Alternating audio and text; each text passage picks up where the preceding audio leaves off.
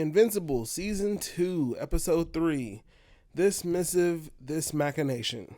Debbie is taking Mark to college, and after giving him a speech about how this is a chance for him to figure out who he is as Mark, she looks at that card that Olga gave her and calls the number on the back of it. I want y'all to notice something, that we basically just time jump 3 months. And so if that is a trend that's going to continue, I think that leads a little bit of credence towards what's being foreshadowed here with, Mark ultimately teaming up with his dad, because we're taking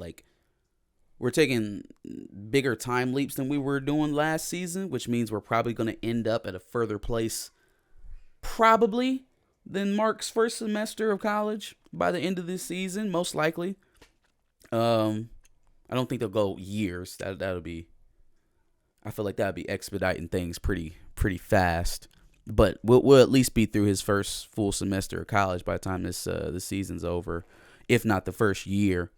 So, with that being said, a lot is going to happen in a short amount of a time that could close the gap in between where we're at now with Mark and him wanting to be the complete antithesis of his father, and what we seen in episode 1 that was kind of, predicting what would happen with Mark and his father had he just accepted, his father's explanation of what Viltrumite was, what their purpose was, why they were on Earth, this, that, and the third. Mm-hmm. Mark is trying to hang a poster of Seance Dog in his dorm room, and after getting told what the sock on the doorknob means, Mark decides to throw out his superhero collectibles besides Seance Dog. He comes back to a sock on the door. Bro heads to see Amber and ponders on who has sex on the first day of college. Us. Amber uses it as an opportunity to have some sex of her own. She said, wait, you can kill me, right? I'll be on top. We get introduced to the Unopans and how they got invaded by the Viltrumites. The Unopans tried to fight back, but the Viltrumites were too much. Some Unopans managed to escape for survival. The coalition of planets invited the Unopans to join, and the Unopans are working on a weapon to beat the Viltrumites. The weapon, being the children born of a breeding camp, didn't really pan out outside of Alan. Alan from the first season that made the mistake of going to Earth instead of Urath. He didn't really pan out either. This is an Alan episode. Well, halfway episode. Mm-hmm. Yeah, that was really weird. But he got a title card. So. When I thought his episode ended, I thought the episode was over. I was like, God damn. Same. Yeah, I was like, what's going on Sheesh. here? Then I looked and I was like, half the episode's still going. Okay, all right. Alan is trying to explain to the Council of Planets that while Mark is half Viltrumite, he is not like the other Viltrumites. Also, the leader of the Council of Planets believes that there is a mole that is providing info to the Viltrumites. Alan gets freaky with his chick, and Mark is supposedly still getting freaky with Amber, so the narrator decides to focus time on the Unopan feline for like 2 seconds. Alan is about to tell his girl about the mission that the Council of Planets has him on, and that's when 3 Viltrumites show up and fuck Alan up when he doesn't answer their questions. Real bad. Mark. Had my boy eyeball hanging out, tore his arm off, punched a hole through his chest. Beat him with that arm. It was looking terrible. It was looking terrible. Absolutely. His girl's in the hospital with him when that Thetis walks in, the head of the Council of Planets. Mm-hmm. He relieves Alan's girl of watching him, and that's when bro basically turns off Alan's life support. So now we can assume he's the mole. Oh, he's definitely the mole. So then we get the credit roll, but then there's like half the episode left to go. So Duplicate is hitting the bench press, and Rex walks in. Rex grills Kate until she finally tells him that the reason she's with the Immortal now is because he's died as many times as she has. The Shapesmith walks in and doesn't know how to use a treadmill. That was really weird. I forgot he was sitting there jumping up and down on a treadmill. I'm like, man, why didn't y'all kick him out right immediately? Like, why is he still here? I don't know. Robot seems to want to rid himself of fear through meditation, but Monster Girl seems to think that's a bad idea because fear is terrible, necessary for survival. You want to be homeboy from the boys from Gen V? Yeah. Alex, is that his name? Alan? No. We talking about Sam? Sam. However, he meditates and then does something he's been afraid to do for a minute. Ask Monster Girl to the movies. Fuck you been waiting on, bro. You was going to delete your fear sensory to ask a woman on a date? Yikes. Okay. It's a little extreme. Turns out the card was for a meeting with other spouses of superheroes. Debbie doesn't talk, so one of the other guys from the meetings invites her to a bar after the meeting. Robot has never gone to the movies, and he's never had fast food, so Monster Girl shows him around. Debbie speaks with Bro from the meetings, and they talk about relocating and whatnot. Bro admits that his wife was the Green Ghost, and clearly he has hostile feelings towards Omni-Man. Yeah. Yeah. For good reason. Well, he turned that on her. I mean, maybe it's just grief. Sure. But, I mean, she didn't go kill your wife. You know? Mark comes back to his dorm and lies down, and William wakes up and wants all the details on him hooking up with Amber. Turns out the sock that was on the doorknob was there by accident. He thought homeboy was in there slaying Morris Chestnut. Back to Debbie. Mm-hmm. And Green Ghost's husband. Was she supposed to fight Omni-Man? She was supposed to report him. She was supposed to know exactly what it is he was hiding to the entire world, and then stop the most powerful being in existence, close to it, from killing your wife. Despite not knowing anything about him as well. Literally didn't know anything about this man until she was beating his son within an inch of his life. Yep. I think Amber's unreasonableness has been replaced with Green Ghost's husband. Fair. Ironic that it's another black character? I don't know. Let's ask Kripke. Well, yikes. Kirkman. Oh, yeah. Kirkman, yeah. Mark gets a visit from Seance Dog, or at least a person pretending to be Seance Dog. Newellzot asks for Invincible's help from a meteor shower, but Mark just wants to go to college. Somehow, William follows. Look, man, I'm going to college and time for this. But did you say you wanted to be a superhero or not? You think Spider-Man turned people down so he can go to study hall? No. Do both, bruh. Yeah. Do both. You want to be big and bad, right? You going to college? Who told you to go to college? Yeah. Thought you was gonna be a superhero with Cecil. You gotta do both.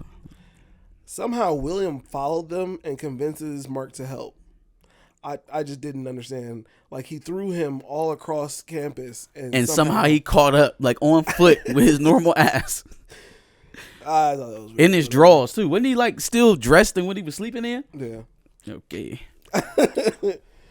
Mark tells Cecil, who orders him not to go, but he does anyway. Then he makes a stop to call Amber.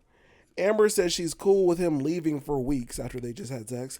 And then Mark says he loves her, but the call fails. I almost feel like what they've done to adjust Amber's character and her reasoning is almost like a troll. Because before, she was completely unreasonable. Right? Completely unreasonable, very headstrong, stubborn, and without a inch of bail thrown towards Mark. Now he gets carte blanche. Yeah. And it just, I'm not going to criticize it that much because I prefer this to what they were writing for her in the first season. Mm-hmm. But it seems like a severe overcorrection. It seems like he was like, oh my God, why won't they stop writing about Amber? Fuck it. Here. Do whatever you want, Mark. Period.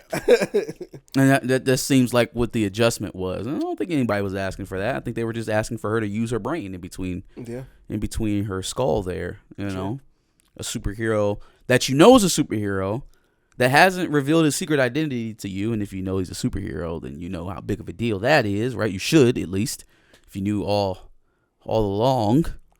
Then it probably would not be relationship ending to have not told you that he was invincible from jump.